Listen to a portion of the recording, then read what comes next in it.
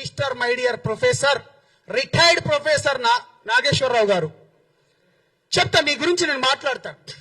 ఏం రాజ్యాంగం కేవలం మీకే మాట్లాడే హక్కు కల్పించిందా? వ్యక్తిగత హననం చేయడమా? లేకపోతే ఏంటిది విశ్లేషణ పేరుతోని? ఇదే కదా మీరు చేస్తుంది. మీరు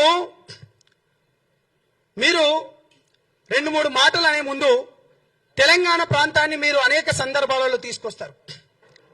తెలంగాణ ప్రాంతం ఏంటిదంటే, ఇక్కడ ఉన్న బిడ్డలు దారిన పోయేటోన్ని కూడా తీసుకొని వచ్చి, అరే బిడ్డ బాగున్నావా, ఎలా ఉన్నావు అనుకుంటే చెప్పి భుజాలను అత్తుకొని వాడు తిండి తినకపోయినా తిండి పెట్టే ప్రాంతం మనది. మీరు కేవీఆర్ గురించి మాట్లాడారు.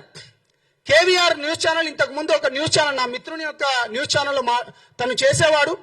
కేవీఆర్ అంటే కె వెంకటరెడ్డి. జర్నలిజం పేరుతోని